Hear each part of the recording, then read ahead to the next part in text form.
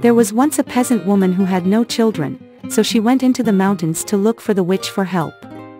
The witch gave her a barleycorn and told her to go home and plant it.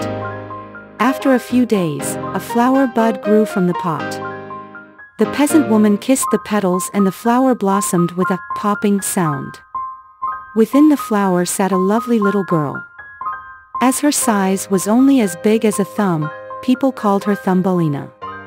Thumbelina and the peasant woman lived happily together until one night, a toad hopped in through the window and spotted Thumbelina sleeping. "How pretty she is. My son will like her a lot," the toad said to herself. Not wanting to wake Thumbelina up, the toad carried her on her back carefully, and jumped into the garden. She placed her on a lotus leaf in the middle of a creek. The next morning, when Thumbelina woke up and found herself trapped on the lotus leaf, she couldn't help crying. The fish in the river were all sorry for her and decided to help her. They bit and broke the lotus stem at midnight, and brought her to a safe place. Suddenly, a stag beetle flew by and captured her. The beetle took her to the forest and wanted to take her as his bride. However, his friends criticized her and said, "This lady looks so strange with only 2 legs and no tentacles." The beetle rejected her at last and abandoned her on a daisy. Thumbelina lived by herself in the woods throughout the summer. She fed herself with the honey in the flowers, drank the dew on the leaves and slept on a small bed made of woven grass at night. Summer and fall passed and the freezing winter came. Thumbelina was cold and hungry. She went to a harvested crop field and found a burrow, which was the home of a field mouse. The mouse couldn't bear to see the poor little girl and offered her shelter. One day, the mouse said to Thumbelina, "Our neighbor, Mr. Mole, is a rich man. You will have a happy marriage if you marry him." After a few days, Mr. Mole visited them. He fell for Thumbelina at first sight. In order to get close to her, Mr. Mole dug a tunnel from his house to their place and often invited them for a walk in the tunnel. However, there was a buried swallow in the tunnel. It seemed that it had just been frozen to death. Thumbelina felt sorry for the swallow.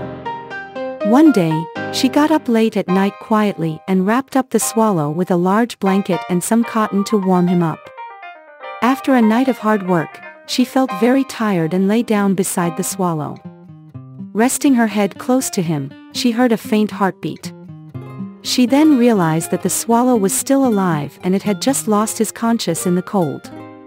After getting some warmth, he came back to life again. The following night, Thumbelina went to see the swallow secretly again. He could slightly open his eyes now. "Don't move. You are still very weak and it's snowing heavily outside. You must take some good rest and let me look after you," said Thumbelina. The swallow stayed here throughout the winter. When spring came, the swallow had totally recovered. He said goodbye to Thumbelina and flew away towards the sun. After a few days, the mouse reminded Thumbelina, "Your wedding ceremony with Mr. Mole will be held next week." Thumbelina was not interested in Mr. Mole at all. However, in order to show gratitude to the mouse for saving her from the cold winter, she had agreed to marry Mr. Mole. On the day of the wedding ceremony, Mr. Mole arrived early in the morning for Thumbelina. "Goodbye, the bright and shining sun." Thumbelina waved her hand and said she would be living in the dark ever after.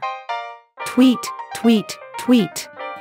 The swallow flew across the sky at the moment. Thumbelina looked up into the sky and said, "Hi, swallow. I don't want to marry Mr. Mole and live in the gloomy underground forever." Thumbelina stopped and burst into tears. "I'm going to a warm and faraway land.